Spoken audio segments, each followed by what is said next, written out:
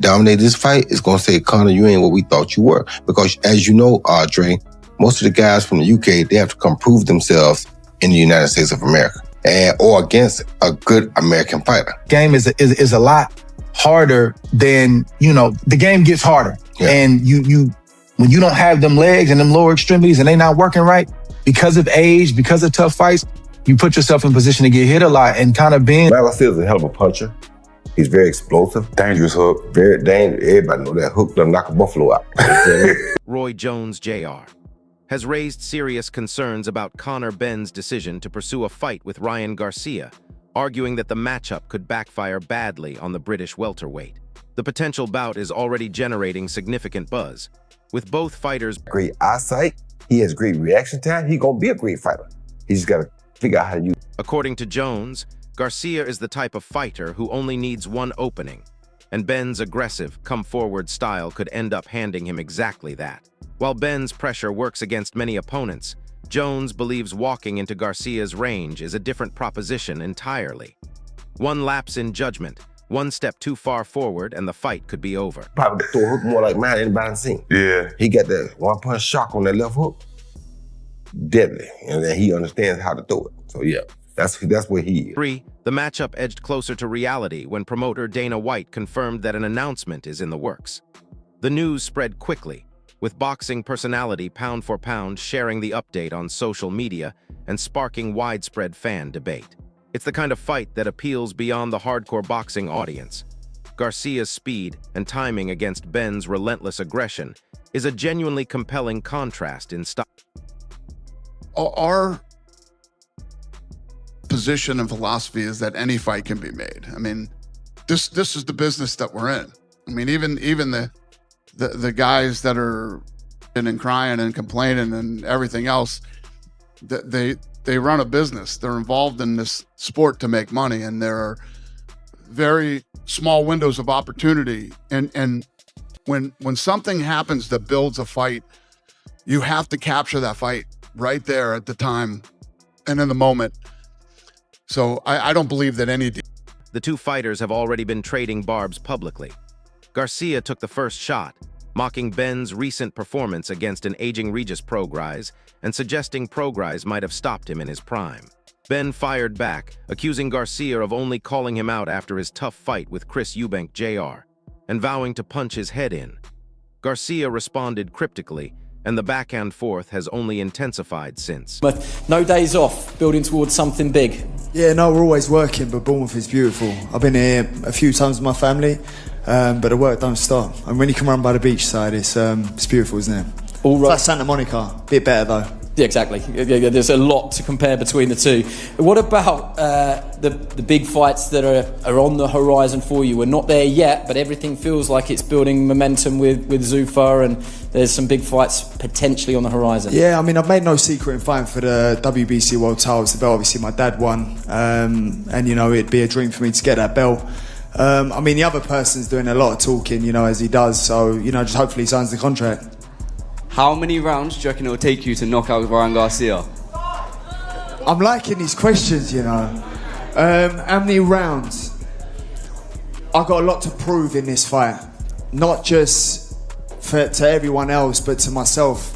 You know, the 10 years ago, me as a kid, who first turned over to be in the position I'm in now, where I can solidify my own legacy and prove that irrelevant of all the noise, irrelevant of all the haters, irrelevant of all the no's you can't do, I'm going to go into this fight fueled with a chip on my shoulder to prove to the world that I will and will be the greatest WBC champion. So, you know, for me, to answer your question, I'm going to come out fast and put it on him and hopefully get him out there early. Within 4. Forward for the left hook. What am I looking for? They said don't hook with a hooker. It's exactly... For Benn, the stakes couldn't be higher. Coming off his win over Prograis, he's accepted Garcia's challenge and made no secret of his desire for the WBC welterweight title. He's spoken with real confidence, even suggesting he could stop Garcia early. But Garcia isn't taking the bait, at least not the way Benn would want. He's responding like a man who sees an opportunity, not a threat. That is being worked on. You know, me and my team, we're trying to, you know, finalize it and make it happen. It's a fight that I really want. But there's also other options, you know. So if it doesn't get done, you know, we're also looking at Rolly Romero and other, you know, opponents that we can fight. But that fight I would love to make happen. I want that one bad. He's been a little too long. He actually came and confronted me at an event while I was with my wife, and it was just crazy. Recently? About a year and a half ago, and I still remember that. It's like, bro, we're all in suits. Calm down. What are you doing?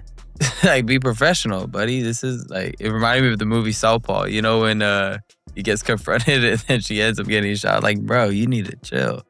But yeah, Garcia confirmed his own interest in the fight, saying his team is actively working to finalize the deal.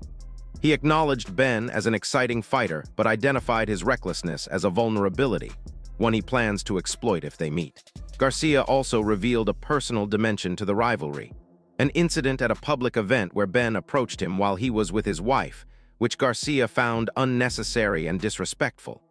That moment, he says, has stayed with him. He's too aggressive. A little too aggressive. How so? He's a little reckless in the ring.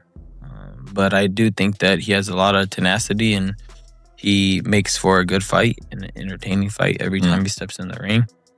But yeah, I will show him that there's definitely levels to this. And yeah.